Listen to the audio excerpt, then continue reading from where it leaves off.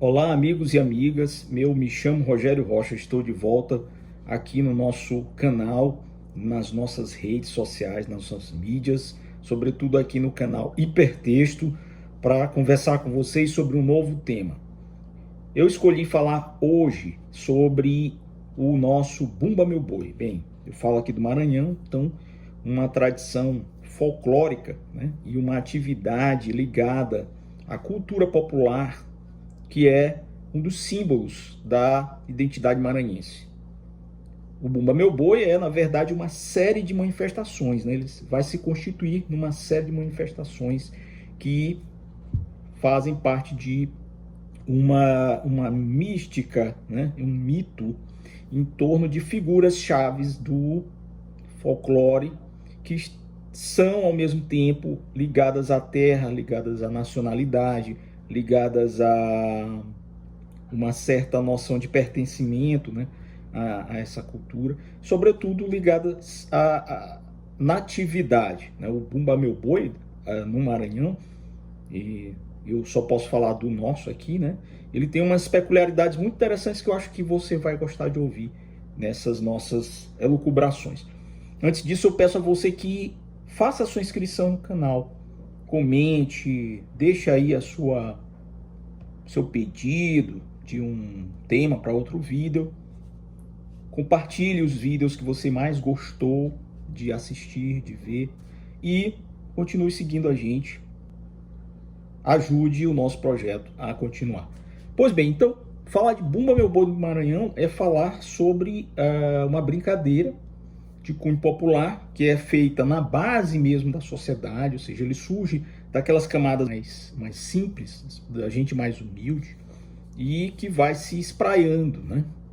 Tanto é que nós temos essa ideia de que o boi ele é representação, né, desses mitos fundadores, né, ou de elementos muito comuns tanto ao campo quanto à cidade, mais ainda ao campo. E aí você vê lá a mistura de raças, você vê a presença da figura do boi, né, que é um animal que tem muita ligação com o meio, né, o meio rural nordestino e do meio norte do Brasil.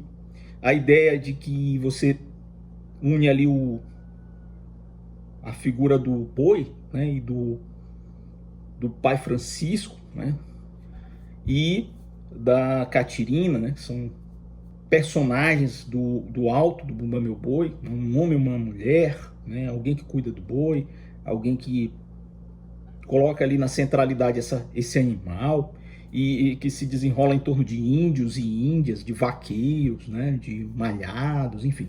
Uma série de personagens que eu não vou adentrar aqui para não transformar esse vídeo numa dissertação antropológica, mas é um dos elementos, né, que a gente tem que levar em consideração. Mas tem uma série de coisas muito interessantes que são muito simbólicas, né, que é você entender que dentro do Bumba Meu Boi, a gente trabalha com uma série de sentidos que são colocados dentro de termos, expressões, né? Fazem com que o Bumba Boi seja isso daí que a gente tanto aproxima, né, com a identidade maranhense. Se você prestar atenção, a gente vai ouvir o tempo todo nas letras mais famosas do Bumba Meu Boi a ideia de uma disputa. E aí eu falo também da brincadeira organizada pelos seus brincantes, né? Você tem ali um batalhão pesado, a ideia de um batalhão de pessoas que são fortes e destemidas e que se confrontam com outras, né? Que é o contrário, a noção de alteridade, que está na figura do contrário, que é o outro batalhão, que representa outro boi e os seus membros.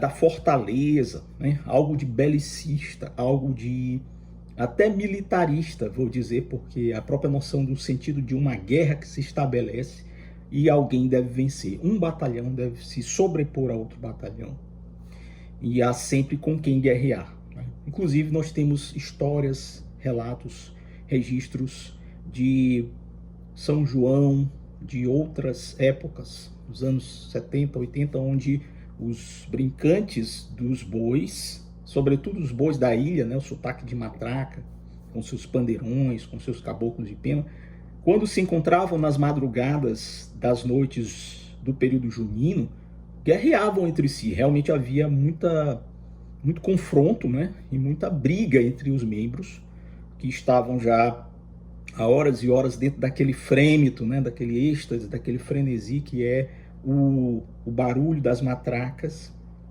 dos pandeirões e as toadas que vão sendo repetidas e cantadas quase que como mantras, né? E você entra numa espécie de êxtase que vai sendo prolongado e dando forças para que aquelas pessoas continuem a guerrear, continuem a buscar os seus contrários e mostrar para os outros batalhões, para as outras brincadeiras, que aquela é a brincadeira predominante, ela é a melhor. A ideia de batalhão pesado, por exemplo, que é a palavra que é muito comum nas letras, né, e das músicas, das toadas do Bumba Meu Boi, ela dá essa ideia, né, de que é um batalhão que ele se sobrepõe, por isso ele é pesado. E os outros batalhões são brincadeiras fracas, né, são batalhões menores, né, com pouca força. Então, a gente tem registro de pessoas, inclusive, que morriam, né, dentro dessas brigas, quando os bois se encontravam nas madrugadas de São Luís, aqui no estado do Maranhão. Daí vocês podem ver como é que há uma força explicativa dentro da sonoridade do Bumba Meu Boi e de todo esse entorno, né, que vai desde a população que segue os seus batalhões e que tem uma predileção por algum deles e que diz: eu sou da Maioba, eu sou de São José de Ibamar, eu sou Madre Deus, eu sou, enfim, Pindoba, todas as populações envolvidas com essas brincadeiras e que nomeiam essas brincadeiras, né? E que vem muito da zona rural de São Luís, né? Aqui falando da questão da ilha. E então cria essa oposição, né? O Bumba Meu Boi, afora a parte apenas musical e folclórica de apresentação em arraiais, né, que eu estou analisando aqui, é um lado maior, mais amplo. Não estou falando do boi que está ali para alguém, para um turista, ou mesmo para um maranhense presenciar sua apresentação em qualquer lugar da cidade. Não, estou falando de uma noção mais radical, que é a alma dessa brincadeira, a alma e a existência do Bumba Meu Boi, como ele é praticado no Maranhão desde lá do início. Inclusive, desde o início ele era muito marginalizado. Outro aspecto que a gente tem que ressaltar. Os brincantes de Bumba Boi, por serem figuras proletárias, por serem figuras de camadas sociais mais baixas, eles eram impedidos de entrar em certos lugares, né? A história do Bumba Meu Boi no Maranhão mostra que esses bois não eram bem-vindos nos anos 60, 50, 70 do século passado, até início de 80, em todos os lugares. Então eles se apresentavam na zona rural e em alguns arraiais. Eles não iam para eventos sociais onde houvesse, por exemplo, políticos, né, a classe mais alta. Eles não eram bem-vindos porque a gente tinha ali uma brincadeira que era oriunda de uma outra realidade que não a realidade urbana típica das classes sociais A e B, por exemplo, né? Ou da classe média. Depois, com o tempo, elas começam a ser recebidas para mostrar para quem é de fora, inclusive pelos políticos, para mostrarem em certas cerimônias, em certas recepções, que nós temos uma brincadeira que é singular, que é essa brincadeira do boi, que vai se multifacetando, né? O boi de orquestra, que é uma coisa mais mais estilizada, mixada, né? Uma série de representações ali, de referências mais pops, ainda que saída do Bumba Boi tradicional, né? Que é muito chamativo para os olhos do turista por causa das cores, do bailado, dos metais, enfim, da cantoria toda. Mas esses outros estilos, né? Esses outros tipos de Bumba Boi, né? O boi de sotaque da ilha, de matraca, costa de mão, da baixada, você vai vendo as as sutilezas da diferença sonora e algumas sutilezas da diferença das representatividades das suas indumentárias, da forma de cantar e tudo mais. O sotaque que tem mais raiz, né, dentro da ilha, de fato, é esse sotaque de matracas, que seria justamente o objeto dessa coisa tão forte que é a figura e a representatividade dos batalhões pesados. Então, há um sentimento de pertencimento daquelas pessoas, porque todos os brincantes e as pessoas que são seguidoras do boi, elas se sentem pertencendo àquilo ali. Inclusive, o Bumba Meu Boi é uma festa tão inclusiva que ela é realmente tipicamente dançada e feita em praças públicas, em ambientes abertos, onde pessoas de todos os lugares chegam, né?